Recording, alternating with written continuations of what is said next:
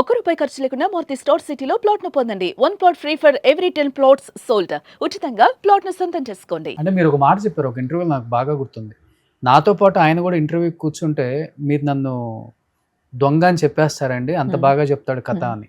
అప్పుడు కూడా ఇదే కథ చెప్పేవాడా? లేకపోతే నిజంగానే మీరు చెప్పినట్లు ఇలా ఉండేవాడా అసలు మరి? జనవరిలో నా కళ్ళతో నేను ఎవిడెన్సెస్ చూశాక 2 days పానిక్ అటాక్స్తో నన్ను అంబులెన్స్లో ఐసీయూ ఆంధ్ర హాస్పిటల్స్ విజయవాడలో అడ్మిట్ చేశారు. అంటే నా మనసు అతను అలా చెయ్యడు అని ఎంత నమ్మిందో మీరు ఆలోచించండి. నేను ప్రెగ్నెన్సీ నుంచి అతను చేస్తున్నాడు అని తెలిసినా అతను వచ్చి నాకు చెప్పేవి నమ్మా. వచ్చి నా ముందు కూర్చొని నేను చేయట్లేదు గౌతు, ఇప్పుడు వాళ్ళ సినిమా హీరోయిన్ గురించి మాట్లాడాడు నా దగ్గరకు వచ్చి, ఆడియో కాల్లో ఉంది ఆ అమ్మాయి ఇతను ఏదో చేసిందని. నేను ఆ అమ్మాయి గురించి వీళ్ళ టీజర్ లాంచ్ అప్పుడు నాకు కొన్ని వీడియోస్ పెట్టారు, నా ఫాలోవర్స్ కూడా ఉంటారు అక్కడ. సో వీళ్ళ టీజర్ లాంచ్కి నన్ను అవాయిడ్ చేశారు. ఆ వీడియోస్లో ఏంటంటే అమ్మాయి కంప్లీట్గా అసలు ఇతని మీద పడిపోతుంది. ఏ ఫీమేల్ లీడ్ కూడా ఏ మేల్ లీడ్తో అలా బిహేవ్ చేయదు, కంప్లీట్గా పడిపోతుంది. అసలు ఇలా వెనక నుంచి ఇలా పట్టుకుంటుంది, అదేదో ఒక రొమాంటిక్ థింగ్ నడుస్తుంది వాళ్ళిద్దరి మధ్యలో బయట. నేను అది క్వశ్చన్ చేసా వచ్చాక, మగాడి మొహం ఉండిద్ది అసలు, దాంతో అంట కడతావేంటి నన్ను, అసలు దాన్ని ఎవడేం చూస్తాడా, నేను చూశాను, నువ్వు ఎలా అనుకుంటున్నావు, ఇదేనా నువ్వు నన్ను అర్థం చేసుకుంది, నీకేంటి అనుమానం, నేను బాగున్నాను నాకు తెలుసు, దానికి నువ్వు ఇంత ఇన్సెక్యూరిటీ ఫీల్ అవుతావా. నాకే రెండు నిమిషాల తర్వాత అతను ఏదో ఫుడ్ తెచ్చి నాకు తినిపించడానికి ప్రయత్నిస్తాను, ఇలాంటి థింగ్స్ చాలా తక్కువే చేసేవాడు, ఓన్లీ ఇలాంటి గొడవలు అప్పుడు చేసేవాడు. చేసినప్పుడు నేనే కన్విన్స్ అయిపోయేదాన్ని, నిజంగానే ఊరికే ఫీమేల్ లీడ్లా వచ్చి పడిందేమో, నేనే ఎక్కువ ఆలోచిస్తున్నానేమో. అయినా సినిమా ఇండస్ట్రీలో ఫీమేల్ హీరోయిన్ లీడ్స్ ఇద్దరు అలాగే ఉంటారు కదా బయట, ఊరికే పబ్లిసిటీ కోసం స్టంట్స్ వేస్తున్నారేమో, నేను తప్పుగా అనుకుంటున్నానేమో అనే అనుకునేదాన్ని. ప్రతిదీ నాకు తెలుస్తూనే ఉండేది ఇలా చేస్తున్నారు అని. మళ్ళీ నాకు నేనే ఇది చెప్పుకునేదాన్ని, అలా జరగట్లేదులే, నాకు ఓవర్ థింకింగ్ అని ఒక స్టాంప్ వేసాడు. నిజంగానే నాకు ఓవర్ థింకింగ్ అవుతుందని నేనే నమ్మా. అందుకే అన్నా, నేను ఇప్పుడు నా లైఫ్లో ఇంత గోత్రూ అవుతున్న నేను విక్టిమ్ని, నేనే నన్ను చంపుతున్న వ్యక్తిని నమ్మా. పక్కన వాళ్ళు నమ్మరని నేను ఎందుకు అనుకుంటా సార్? అసలు మీ అమ్మ నాన్నే నమ్మారు. పక్కన వాళ్ళు నమ్మరని నేను, ఈ జర్నీలో నన్ను ఎవరైనా నమ్మారంటే మా అక్కే. మా ఓన్ సిస్టర్ నన్ను కంప్లీట్గా నమ్మింది. మా డాడీని ఒకటే అడిగింది ప్రెగ్నెన్సీలో, అదెంత హ్యాపీ సోలో నీకు తెలీదా, దానికి మనం ఎక్స్టర్నల్గా అన్నిస్తే హ్యాపీ ఫీల్ అయిన మనిషా, అది ఎక్కడున్నా హ్యాపీగా ఉంటుంది, ఎవరితో అయినా హ్యాపీగా ఉండిద్ది, ఎందుకు బాధపడుతుంది, సరే అతను ఏం చేయట్లేదు మరి ఇది ఎందుకు బాధపడుతుంది, అది ఎవరు ఆలోచించరా, ఇంకా పెళ్లి చేసి పంపించేస్తే ఇంకా హస్బెండ్ ఏదంటే అదేనా, కనీసం అతన్ని కూర్చోబెట్టి మాట్లాడండి. మా అక్క మాట్లాడింది సార్ ఒకరోజు, అసలు ఉంటావా ఉండవా, ఈ అమ్మాయిని ప్రెగ్నెన్సీలో వదిలేసావు, నువ్వేమనుకుంటున్నావు. ఆ రోజు మా ఫాదర్కి కాల్ చేసి, మీ పెద్దమ్మాయి నాతో మాట్లాడింది, నాకు వార్నింగ్ ఇచ్చినట్టు మాట్లాడింది, మీ పెద్దమ్మాయి అంతు చూస్తా నేను, మీ పెద్దమ్మాయికి పిల్లలు లేకుండా చేస్తా అని వార్నింగ్లు. పిల్లలు లేకుండా వాళ్ళ పిల్లల్ని చంపేస్తా అని వార్నింగ్ ఇచ్చాడు. అక్క వాళ్ళ పిల్లల్ని. ఇంకా మా అక్క కూడా ఏ మేనియాక్లా బిహేవ్ చేస్తున్నాడు, సైకోపాత్లా అయిపోయాడని వదిలేసింది. కానీ డిస్కనెక్షన్ అయితే అయింది, నా సర్కిల్ అందరికీ అతనితో డిస్కనెక్షన్ అయితే అయింది. ఇవన్నీ సార్, ఇప్పుడు ఇవన్నీ నేను మాట్లాడుతున్నాను, ఈ థింగ్స్ నేను ప్రూవ్ చేయలేనుగా. కానీ ఈ కొన్ని థింగ్స్ కూడా నేను ప్రూవ్ చేయలేకపోతే ఇదంతా నేను క్రియేట్ చేస్తున్న ఫేక్ అంటాడు. షీ టీంలో నేను కేసు పెట్టినప్పుడు నా పక్కన కూర్చొని ఎస్ఐ మేడం అనుకుంటా, ఆవిడికి చెప్పాడు, అవును నాకు ఉమెన్ హ్యాబిట్ ఉంది, అవును నా వైఫ్ మంచిదే. ఈ స్టేట్మెంట్ చెప్పాడో లేదో అడగండి.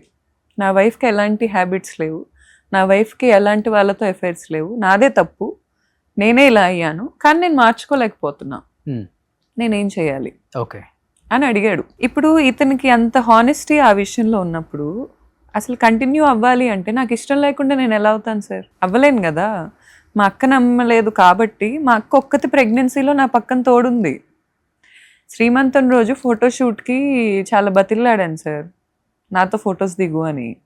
శ్రీమంతం రోజు మా ఊరు వచ్చాడు, అప్పుడు దా నాతో మాట్లాడట్లా, వాళ్ళ ఫాదర్ రాలా. వెళ్ళాం, షూట్కి వెళ్ళాం. నా ఫోటోగ్రాఫర్ కూడా నన్ను అడిగాడు, ఎందుకుంటున్నావు అక్క అసలు ఇతనితో, అదేం బిహేవియర్ అసలు, ఒక కడుపున్న అమ్మాయితో అలా మాట్లాడతాడు ఏంటి, ఇసుక్కోవటమే, చిరాకు పట్టమే. నేను ఏడుస్తున్నా, గుడిలో నించొని ఏడుస్తున్నా. నాకు మా ఊర్లో కొండ మీద గుడి ఉంటుంది, అక్కడ ఫోటోషూట్ తీసుకోవాలని కోరిక.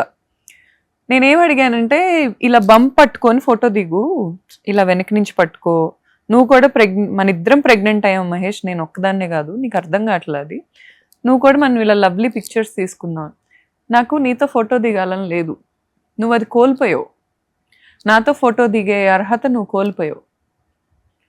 ఇంకా అసలు ఏం చెప్తా సార్, ఏడుపు వచ్చేసింది, టప టప టప టప కారిపోయింది. నా ఫోటోగ్రాఫర్ మా చిన్నప్పటి నుంచి ఊర్లో తెలిసిన అబ్బాయి, అతను వచ్చి నన్ను అడుగుతున్నాడు, ఏంటక్క అంత కర్మ, అతనితో బిడ్డ నీకు అంటే ఫోటో దిగలేడా నీ పక్కన నుంచి, అంత హీరో అయితే మనకెందుకు అక్క, వదిలేయచ్చు కదా, ఏంటిది. ఒక ఫోటోగ్రాఫర్ కూడా అందరికీ అర్థమైంది సార్, అందరికీ అర్థమైంది. ఇప్పుడు అతను ఎంత డామినేటేషన్ పర్సన్ అనేది, అతను ఎంత టాక్సిక్ గా ఉంటాడు అనేది అతను క్లోజ్ పీపుల్ కూడా మీరు పిలిచి అడగొచ్చు. ఇప్పుడు కొత్త అవసరాలు ఉన్న వాళ్ళు ఉన్నారు కదా, వాళ్ళకి ఇతను కొన్నాళ్ళు మంచోళ్ళలాగే కనిపిస్తాడు, అక్కడి నుంచి వచ్చిన వాళ్ళు మేము. కొత్త అవసరాలు అంటే ఎవరు, ఇండస్ట్రీ వల్ల హెల్ప్ చేస్తున్న వాళ్ళు ఉన్నారు కదా, ఇండస్ట్రీ వాళ్ళు ఇలాంటివి వచ్చినాయి అంటే ఫోన్ కూడా ఎత్తారు కదా, ఇంకా అప్పటి వరకు ఫోన్లు ఎత్తుతారు, అన్ని బాగుంటాయి, ఇలాంటిది ఒకటి వచ్చిందంటే ఫోన్ కూడా ఎత్తారు. మరి నేనైతే విన్నాను, రావాలి ఇలాంటివి వచ్చినప్పుడు రావాలి, వాళ్ళు కూడా వచ్చి ధర్మ మహేష్ కూడా చాలా మంచోడు, చెప్తే మంచిదే కదా, చాలా మంచిది కదా. ఇంకా నా ముందు కూర్చోబెట్టండి సార్. నేను యాక్చువల్ గా మీరు అన్ని ఛానల్స్ కి వెళ్ళారు ఆల్మోస్ట్, మనం లాస్ట్ వీక్ అనుకున్నాం, కుదరలేదు. నేను ధర్మ మహేష్ కోసమే ట్రై చేశాను. అసలుకి తిని వర్షన్ విన్నారు అందరూ కూడా, తన వర్షన్ కూడా వినాలి. ఇప్పుడు మీరు చెప్పారు కదా, రకరకాలుగా చెప్పారు, సేమ్ స్టోరీ, బట్ చెప్పే విధానం రకరకాలుగా ఉంటుంది కాబట్టి అతని వర్షన్ కూడా విందామని నేను ట్రై చేశాను. నాకు కనెక్ట్ అవ్వాలి యాక్చువల్గా చెప్పాలంటే, తన వర్షన్ కూడా వినాలని ఉంది నాకు. ఇంత జరిగింది నిజమా, తను చెప్పే దాంట్లో ఎంత నిజం ఉంది అసలుకి అంటే, మీరు అన్నారు ఒక మాట, ప్రెగ్నెన్సీ ఉన్నప్పుడు పాస్వర్డ్ కూడా మార్చేశారు, నాకు ఫోన్ యాక్సెస్ లేదు అని. మీరు బాబు డెలివరీ అయిన తర్వాతే కదా ఎవిడెన్స్ అన్ని తీసుకుంది ఫోన్ నుంచి మళ్ళీ? అవును సార్. అంతేనా? అవును. ఎలా పాసిబుల్ అయింది మళ్ళీ మరి తన ఫోన్ నుంచి యాక్సెస్ మీకు చెప్పాడా? పాస్వర్డ్ చెప్పాడా? లేదు, నేను తన పాస్వర్డ్ ట్రాక్ చేశాను. అంటే సార్ ఎప్పుడైనా ఉమెన్ తలుచుకుంటే హస్బెండ్ దగ్గర ఏమైనా చేయగలరు సార్, అలా ఏ ఉండదు. ఇప్పుడు తను చూస్తున్నప్పుడే నేను వెనక నుంచి చూసినా నాకు పాస్వర్డ్ తెలిసిపోయిద్ది, that's not a big thing. కాకపోతే తన ప్రైవసీకి రెస్పెక్ట్ ఇచ్చి నేను అన్ని రోజులు పక్కన కామ్గా ఉన్నాను అంతే. చూడాలనుకుంటే ఎవరిదైనా ఎంతసేపు సార్, పక్కనే ఇంట్లో ఉంటాడు కదా, రోజు మొత్తంలో అట్లీస్ట్ ఒక గంట సేపు కలిసి ఉంటాం, చూడాలంటే ఎంతసేపు సార్, పెద్ద విషయం ఏం కాదు అది. కానీ మీ ఫోన్ యాక్సెస్ ఉందా తనకి? ఎప్పుడు ఉండేది సార్, ఎప్పుడు ఉంది. ఓకే. ఈవెన్ నేను ఏ రీల్స్ చేస్తున్నాను, నేను ఏం పోస్టులు చేస్తాను, నా ఇన్స్టాగ్రామ్లో నా ఫ్రెండ్స్ ఎవరు అన్నీ తెలుసు దానికి.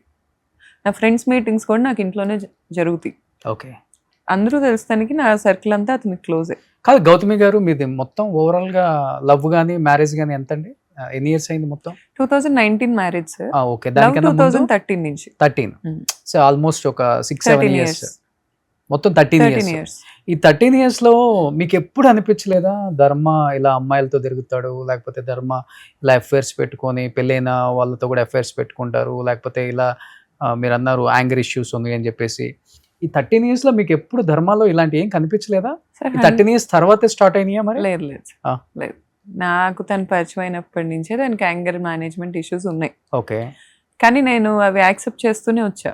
ఓకే. ఎందుకంటే ఇప్పుడు ఆ టాక్సిసిటీ నేను తీసుకోవటం కూడా నా తప్పే, కానీ నాకు ఓకే అది, it's my choice. End of the day నా హస్బెండ్ నా మీద అరిచాడంటే చనువుతో అరిచాడు అనుకునేదాన్ని నేను.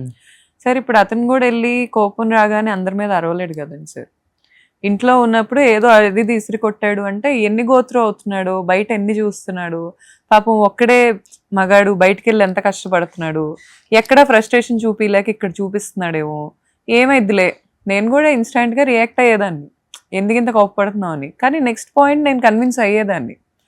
అతను వచ్చి ప్రేమగా నా పక్కన కూర్చొని ఒక్క నిమిషం మాట్లాడినా నేను కరగని క్షణం ఇప్పటి వరకు లేదు. ఓకే. ఇప్పటి వరకు లేదు. ప్రెగ్నెన్సీలో ఇప్పటికి కూడా నేను చెప్తున్నా, ఇప్పటికి కూడా అతను చేసి అతను ఒప్పుకొని నా దగ్గర ఉన్న ఎవిడెన్సెస్ కూడా నేను ఇంకా బయటకి ఎందుకు ఇవ్వలేదంటే నేను వినాలి, ఇంకా అతని లైఫ్ నాకు సరిపోలా. మీడియా ముందుకు కూడా అతను రావాలి. మీరు ఎలా వెయిట్ చేస్తున్నారు, నేను అలాగే వెయిట్ చేస్తున్నా. అతను రావాలి, అతను మాట్లాడాలి, మాట్లాడిన వాటి గురించి నేను మళ్ళీ ప్రూవ్ చేయాలి. ఇది నాకు రివెంజ్ కాదు, నాకేదో ఓవర్ థింకింగ్ అని ఒక లేబుల్ వేసాడు కదా, అది తుడుచుకోవటం. ఓకే. నాకు తను వేసిన లేబుల్స్ అన్ని తుడుచుకునే ప్రాసెస్లో ఒక భాగం ఇది. నేనేమేమైతే చేస్తున్నాను అన్నాడు అవన్నీ అతను ప్రూవ్ చేస్తే నేను హ్యాపీ సార్. నేను కూడా బాధపడను, నేను కూడా రీజన్స్ ఇచ్చాను అతనికి. అందుకే పాపం అమ్మాయిలన్నా ఇష్టం లేకపోయినా తిరిగాడు, అందుకే పాపం ఏమి లేకపోయినా చాలా ఇబ్బందితో అమ్మాయిలతో పడుకుంటున్నాడు, అందుకే వాళ్ళ ఫాదర్ తో ఇలాంటి చండాల టాక్స్ చేస్తున్నాడు, అందుకే వాళ్ళ సిస్టర్ నా మీద టాక్సిటీ చూపిస్తుంది అని నన్ను నేను సముదాయించుకోవటానికి కూడా నాకు రీజన్స్ దొరుకుతాయి. కానీ అతను వచ్చి మాట్లాడాక అతని గురించి అతను చెప్పుకుంటాడు కదా, ఫస్ట్ నాకు అది వినాలని ఉంది. ఓకే, మీరు ఎలా వెయిట్ చేస్తున్నారు, నేను అలాగే వెయిట్ చేస్తాను.